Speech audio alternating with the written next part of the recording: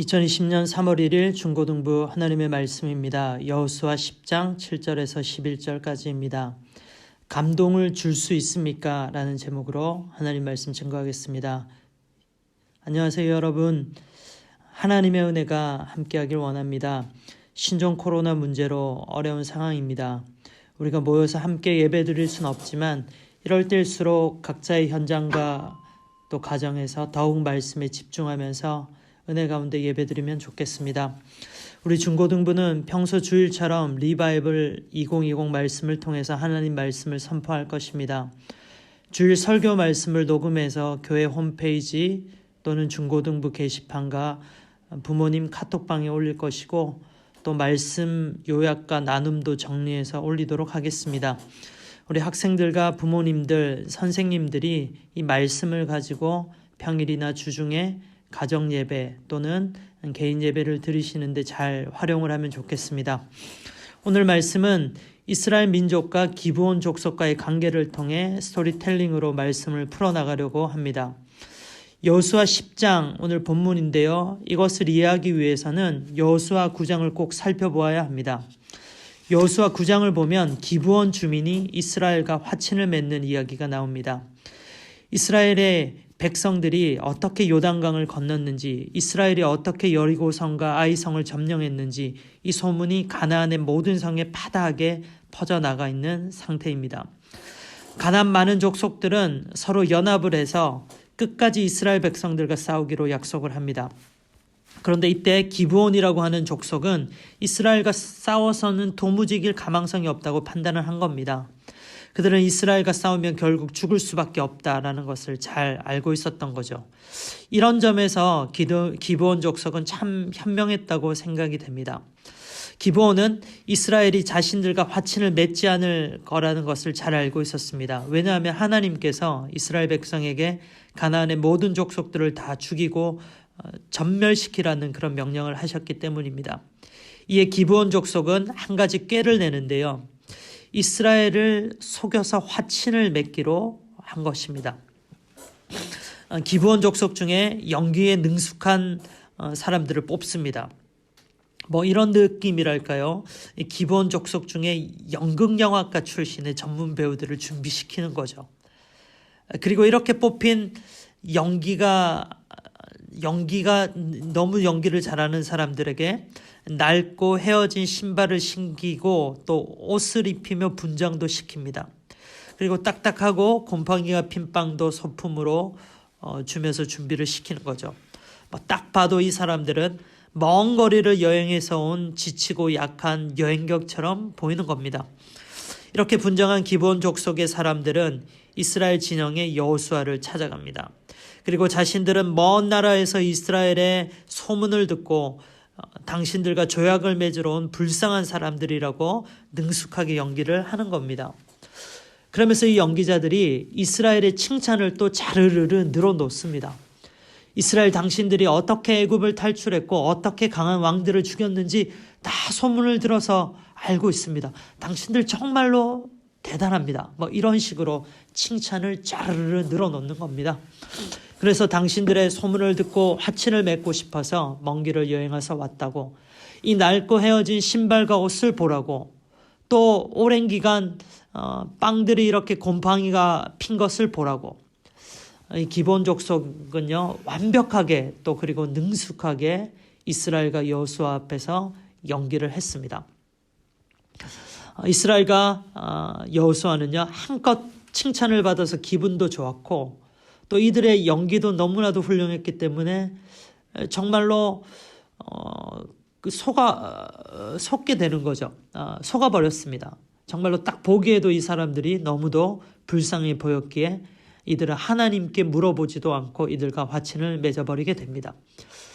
이 부분을 여호수아 9장 14절에 이렇게 기록을 하고 있습니다. 이스라엘 사람들은 어떻게 해야 할지를 주님께 묻지도 않은 채 그들이 가져온 양식을 넘겨받았다. 여호수아는 그들과 화친하여 그들을 살펴준다는 조약을 맺고 회중의 지도자들은 그 조약을 지키기로 엄숙히 맹세하였다. 이렇게 해서요 이스라엘이 기브온과 화친을 맺었습니다. 그리고 3일이 지났죠. 3일이 지난 뒤에 이스라엘이 기브온에게 속은 것을 깨닫게 되었어요. 기브온 주민은 먼 곳에서 온 사람들도 아니었고 사실은 자신들이 죽이고 점령해야 할 이 가나안 땅에 살고 있는 족속이라는 것을 알게 된 것입니다. 이스라엘은 하나님의 이름을 걸고 이들과 화친을 맺었기 때문에요. 지금은 도저히 그들을 죽일 수가 없는 상황이었습니다. 이 일로 인해서 이스라엘 백성들이 여호수아와 그들의 지도자들을 원망하게 됩니다. 여호수아와 이스라엘의 지도자들은 하나님께 여쭤보지도 않고 기도도 하지도 않고 너무 경솔하게 이 기브온 족속과 화친할 것을 결정해 버린 것이었습니다. 기브온은 이스라엘을 속여서 화친을 맺었기 때문에 이스라엘은 기브온 족속을 죽이지는 않았지만 이들을 종으로 삼아서 나무를 패거나 물을 깃는 그런 일들을 평생 시키게 했습니다. 이렇게 여호수아 9장에서는 기브온 족속들이 이스라엘과 화친을 맺는 이야기가 나옵니다. 이 화친의 방법이 좋지 않았지만 기브온의 입장에서는 어찌할 방법이 없었겠지요. 화친을 맺지 않으면 자신들이 죽게 될 것이 뻔하니까 말입니다. 아무튼 기브온이 이스라엘과 화친했다는 소식은 빠르게 가나안 여러 족속들에게 소문으로 전해졌습니다. 이 소식을 아모리 족속의 5 왕들이 들었고요. 이 왕들이 화가 나서 서로 협력해서 연합해서 기브온이 한 족속을 공격했습니다. 뭐 이런 느낌인 것 같아요.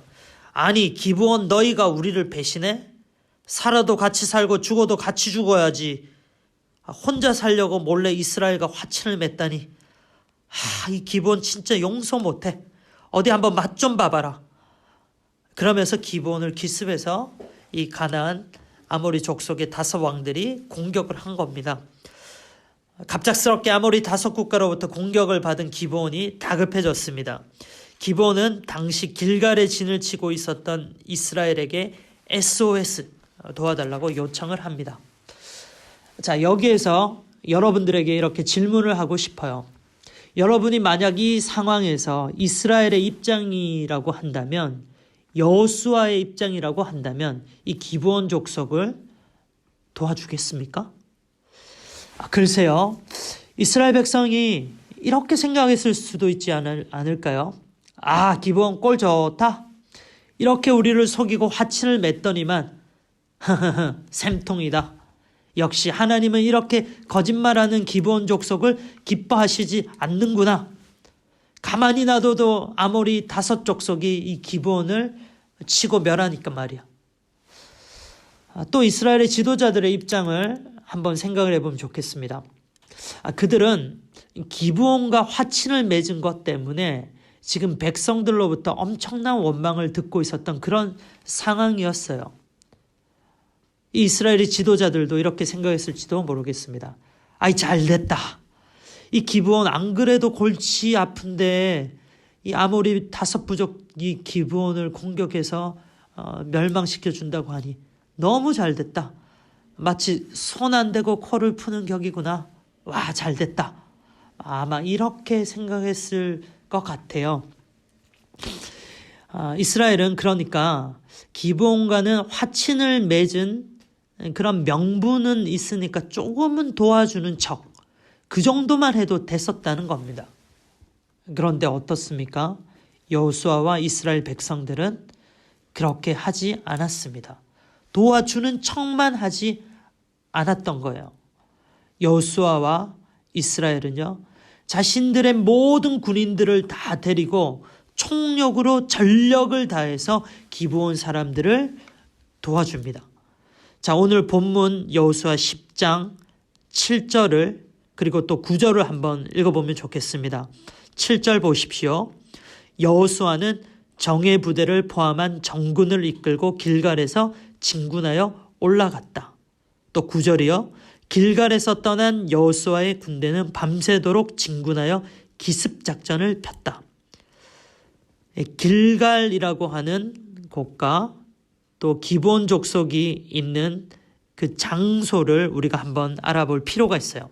여기에서 성경 지도를 한번 펼쳐보는 거죠. 이스라엘군은 지금 길갈이라는 곳에 있고요. 기브온은 저 해발 900m가 넘는 산악 지역에 그들은 있었습니다. 그리고 이 거리가 25km에서 30km 정도 되었던 거리라고 합니다. 가까운 거리가 아니지요. 그러니까 방금 우리가 읽었던 여호수아 10장 7절과 9절의 이 말씀은요, 이스라엘 군이 밤에 약 30km나 되는 먼 길을, 산길을 야간에 밤새도록 뛰어서 올라갔다는 겁니다. 무슨 말입니까? 이 말은 이스라엘은 자신들의 모든 있는 힘, 전력을 다해서 기브온을 도와주러 갔단 말입니다. 이스라엘은 충분히 개인적일 수도 있었고요, 이기적일 수도 있었습니다. 그렇지만 그들은 그렇게 하지 않았어요. 수고스럽더라도, 부담스럽더라도, 혹여는 자신의 목숨을 잃을 수 있는 그런 위험 부담을 안고서라도 기꺼이 기브온 족속을 위해서 싸웠다는 겁니다. 하나님은요, 기브온 전장으로 올라가는 여호수아와 이스라엘 군사들에게 두려워하지 말 것을 다시금 명령하시고 하나님께서 함께 싸워주실 것을 약속하셨습니다. 오늘 본문 8절을 보십시오. 그때 주님께서 여호수아에게 말씀하셨다. 그들을 두려워하지 말아라. 내가 그들을 너의 손에 넘겨주었다. 그들 가운데서 한 사람도 너를 당할 수 없을 것이다. 하나님이 이 전쟁에서 싸우시니 이 전쟁의 결과는 볼 것도 없었습니다. 아모리 5부족의 연합군은요, 큰 피해를 입고 도망을 갔고, 또 도망길에서 큰 우박덩이를 만나서 이 전쟁에서 죽었던 사람보다 우박을 맞아서 죽었던 사람이 더 많았다고 성경은 기록하고 있습니다. 그리고 하나님은요, 이전에도 없었고 앞으로도 없을 일을 하시는데 태양을 전쟁터 중천에 계속 떠오르게 하시면서, 떠있게 하시면서 아모리 5부족 군사들을 무찌르도록 하셨습니다. 하나님은 이렇게까지 초자연적인 기적까지 행하시면서 이 전쟁에서 이스라엘을 승리케 하시고 기브온 족속을 도와주셨던 겁니다. 오늘 우리는 이 기브온 족속을 도와주는 이스라엘 백성들의 모습을 살펴보고 있습니다. 기브온 족속을 도우러 달려가는 이 이스라엘의 백성들의 모습이요, 우리들에게 참 감동을 주고 있습니다. 기브온 족속들의 입장에서 한번 생각해 봅시다. 이스라엘에게 도움을 받은 기브온 족속들, 그들이요 얼마나 이 이스라엘에게 감동을 했고 이스라엘에게 감사를 했겠습니까? 우리를 구해주셔서 고마워요. 우리를 살려주셔서 고마워요. 그 한밤에 그렇게 먼 길을, 그것도 평지길도 아니고 산길을 그 몇 시간도 안 되는 시간에 뛰쳐 올라와서 우리를 위해서 싸워주신 여러분들 너무 감사합니다. 여러분들에게 너무 감동했습니다. 기브온 족속들이 이스라엘 백성들을 만났을 때 이렇게 감사하고 감동하지 않았을까요? 저는 오늘 이 말씀을 묵상하면서 예수님이 떠올랐습니다. 예수님은 우리에게 이런 감동을 주시는 분이십니다. 우리 오늘 이 말씀을 듣고 있는 분들 중에 예수님께 이런 감동을 받지 않은 사람들이 누가 있겠습니까? 예수님은요, 자신을 죽이시면서까지 나를 위해서, 우리들을 위해서, 여러분들을 위해서 우리의 죄를 용서해 주시기 위해서 십자가에 달려 죽으신 분이십니다. 나 한 사람 구원하시기 위해서 예수님은 하늘의 천국 보좌를 마다하시고 이 낮고 낮은 땅으로 내려오셔서 온갖 고난을 다 받으시고 십자가에서 죽어주셨습니다. 예수님은 죽으셨지만 이로 인하여서 우리는 살아났습니다. 이 예수님의 십자가의 그 사역을 생각한다면 어떻게 이 예수님께 우리가 감동받지 않을 사람이 어디 있겠습니까? 사랑하는 여러분들, 우리도 예수님처럼 누군가에게 감동을 줄 수 있는 그런 사람이 되면 좋겠습니다. 나를 구원하기 위해서 목숨을 아끼지 않으셨던 예수님처럼 말입니다. 그리고 또 한밤중에 한 걸음에 자신의 모든 힘을 다 쏟아서 이 기브온을 도와주러 달려갔었던 이스라엘 백성들처럼 말입니다. 지금 신종 코로나로 이 문제로 인해서 많은 사람들이 어려움을 겪고 있는 상황입니다. 다시 말하면요, 이 어려운 시기는 오히려 많은 사람들에게 감동을 줄 수 있는 그런 상황이 될 수도 있을 것 같아요. 우리는 일상의 그리스도인으로 살아가고 있습니다. 우리 주위에 어려움을 겪는 자들 너무나도 많이 있죠. 신종 코로나로 어려움 겪고 있는 이 사람들 뿐만 아니라 우리 주위를 돌아보면 얼마나 많은 어려움을 겪고 있는 자들이 있는지 모릅니다. 우리는요, 이런 사람들에게 다가가서 이런 사람들을 위로해주고 이런 사람들을 섬기고 이런 사람들을 사랑해주면 좋겠습니다. 그리할 때요, 분명히 상대방이, 분명히 나의 친구들이 감동을 받을 거예요. 그리고 감동받은 그들의 마음 문들이 활짝 열리게 될 겁니다. 그리고 그 열려있는 마음으로 결국 예수님까지도 받아들일 거라고 저는 믿고 있습니다. 사랑하는 중고등부 친구들, 우리 부모님들, 선생님들, 이번 한 주도 우리들의 삶의 현장에서 누군가 힘들고 지쳐있는 사람들에게 따뜻한 감동을 줄 수 있는 그런 예수님 닮은 삶을 살아보기를 간절히 권면합니다. 성령님께서 반드시 우리와 함께 하시며 우리의 삶에, 그리고 우리에게, 그리고 또 상대방에게 복 주실 줄 믿습니다. 힘들고 어렵고 불안한 이때 더욱 많은 이들에게 감동을 주고 그 가운데 예수님의 사랑을 증거하는 복된 삶을 사는 저와 여러분들 되기를 간절히 기도합니다. 기도하겠습니다. 사랑의 하나님 아버지, 감사합니다. 오늘 여호수아 10장 말씀을 통하여서 이스라엘 백성이 어떻게 기브온 족속들에게 감동을 주고 그들을 전심으로 전력으로 도와주었는지 우리가 알게 되었습니다. 예수님도 우리에게 감동을 주셨습니다. 자신의 목숨을 버리시면서 우리를 사랑해 주셨습니다. 이 예수님을 생각할 때마다 얼마나 큰 감동이 밀려오는지 모르겠습니다. 주님, 우리도 예수님 닮아서 이 감동을 가지고 힘들고 어려운 자들에게 다가가고 그들을 도와줄 수 있도록 해 주시옵소서. 성령님께서 우리와 함께하여 주시고 이번 한 주도 살아가는 동안 이런 감동의 은혜가 넘칠 수 있도록, 그리고 이 상대방들이 우리를 통해서 감동받고 또 예수님도 만날 수 있는 그런 은혜를 허락하여 주시옵소서. 주님의 은혜를 기대하고 감사합니다. 우리 주 예수 그리스도 이름으로 기도합니다. 아멘.